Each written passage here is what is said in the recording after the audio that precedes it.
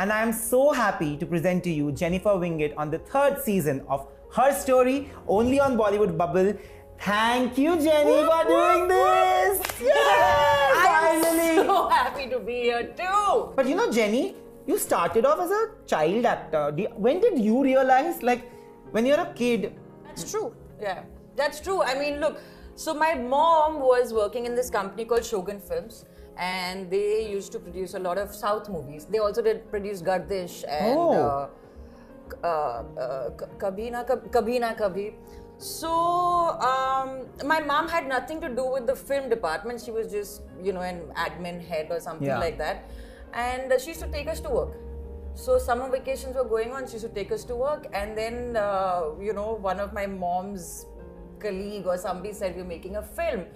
And, you know, we need a lot of kids in that film. There's going to be an elephant in the film. And so mom was like, do you want to do it? I'm like, okay, what? Like, Chennai mein 2 mahina shoot hai. There's an elephant, baby elephant. And you know, summer vacations are going on. Do you want to do it? I'm like, yeah, okay. What was the age? I was in the 5th standard then. So 12. Dreams and ambitions have played a very big part in your career, in your life. And I'm not just talking about, you know, dreams and ambitions of being this super popular heroine only. Yeah. I'm talking about dreams and ambitions in every part, in every aspect of your life. Were you always like this? No, absolutely not. I wanted to get married at 22. I wanted to have kids at 24. And I wanted to become a housewife. What? Yeah. No, but that's also an everyday. I shouldn't even react like that. Yeah. It's an everyday job. I think my mother is the most hardworking person in the entire household, to be very honest. Mothers are amazing. Yeah, and she, like, homemakers are the best. But how did it change then? It changed. I don't know. I was like, you know, this is all fun and nice and this, but you know, I want to settle down and all. But I think it was somewhere during that time that I realized that, oh my God, you know, this is amazing and I want more of it. And I want to live this life, see what I can do more, because obviously I can't do anything else because I gave up education. And I was a good student. I was a very good student, and I didn't even finish college. No plan B. No plan B. And I don't know. It was during that time that you know, that thought changed that I don't want to just get married and have babies so soon, but I want to work some more. I want to make some more money. I want to travel some more, and you know, live this luxurious life. And for me, it was very important to do all of that on my own. Yeah. I did not want to take my father's money or my mom's, you know, because they've sacrificed so much for us, right? It was my time to give them and do something for them. And so it just kind of gave me this sense of empowerment. Then that time I didn't even know what the word meant, right? It's just that's what kept me going. And once I did this much, then I wanted to do this much, and then I went, no, still fucking got married. Yeah, I was going to ask you that. I'll make it easy for you now. But when did you decide to get married, and why did you? I was in love, yeah. It's as simple as that. Again, I'm saying it is very normal.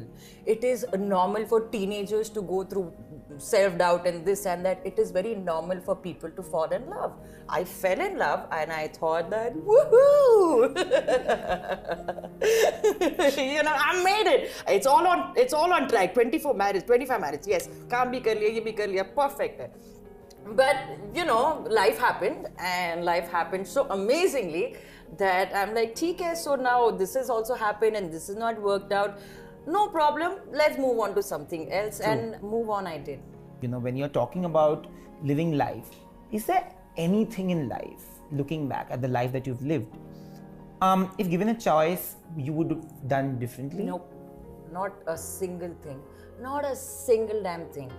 Because hindsight, when you look, okay, there are so many beautiful things I got out of bad relationships. At that time, you're like, why me, God? Why me? Why have you done this to me? But then now when I look back at it, actually when I got out of it, I realized, thank God. And why not me? Because the lessons, and I know it sounds very cliched, but the lessons that you learn in your hardest times. somebody in your position decided to get married at that juncture in life. Everybody told me, man, what are you doing? No. But at that point, even if God would have told me, na, don't do it, I'm like, no, but I want to. That's the thing. If I have to do something, if I want to do something, I will do it. And that's what I wanted to do. And it felt right then. And we had, I mean, I have some lovely memories of it. And that's what I choose to remember. Unfortunately, I think both of us were not ready. It's not just him or it's not just me. I think both of us weren't ready to take that step. We had been friends for so long, you know, and we used to, like, we were like a house on fire every time we met. But I think, I don't know, it was an unfortunate timing, I guess. Noises around you. There were so many noises around me. There were so many noises in my head also. Let's not go there. They were like that decision of mine, everybody questioned, including my parents.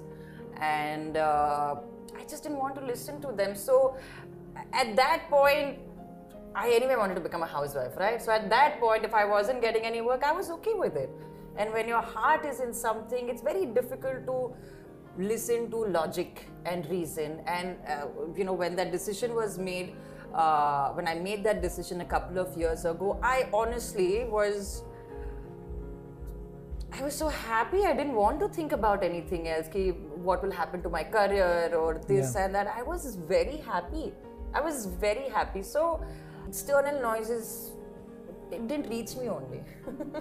But when it didn't work out, I want to ask you this because I don't think many people ask that. When something like this happens to anybody, the question is why. Yeah. The why is the question. Yeah. I want to know, how did you deal with it? Like, was it difficult for you? Were you Of course. Okay? No, of course it was difficult. I'll be lying if I say I'm human at the end of the day, right? No matter what tragedy happens in your life, you know, ouch.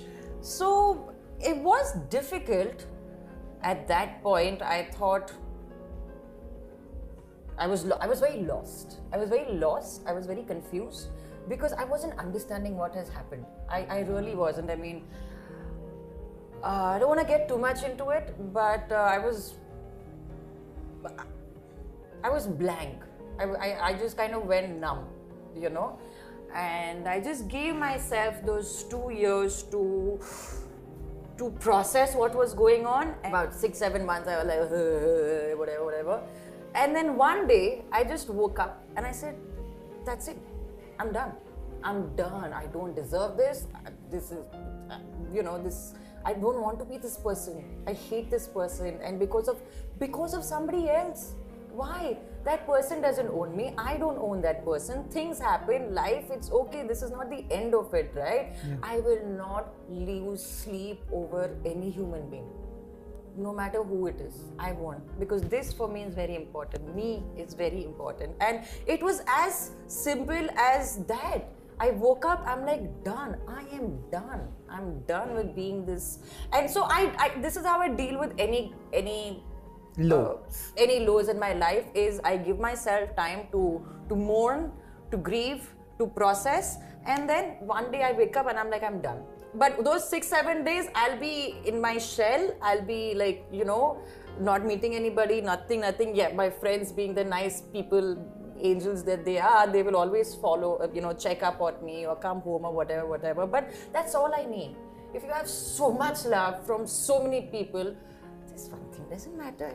I didn't know what to tell people or how to process that. Like, I remember my friends used to force me to go out. I'm like, I don't want to go out. So one day I went out and I'm like in a club kind of a place, not a club really, but it was a restaurant which was like packed, and you know, and the minute and this was very fresh that time, and the minute I entered and you know, a lot of friends and people from the industry were there, and they all look at me with those sad puppy eyes, which is, I'm very thankful and respectful for their wishes and blessings and all of that. But when I used to go out, I used to see people looking at me with those sad, sympathetic eyes. Ki, "Arey, bichari yaar." And it used to piss me off even more. That's why I would not go out, because I'm like, I understand that, you know, you only have, you're feeling for me. It's great. But I don't need that right now. Right now, I'm not ready to deal with you because I'm dealing with me. So that's why I cut off from people. And it was last year, no, 2020, when the lockdown happened, right? And my father is a man of few words, right? He doesn't speak too much, but... So 2020, we went to Goa. I have a house in Goa. So the whole family, we were living in Goa for about 2 months. And there was this one night when me, my dad and my mom, we got drunk. And we spoke our hearts out. It took us 5 years to speak about you know, that period of my life.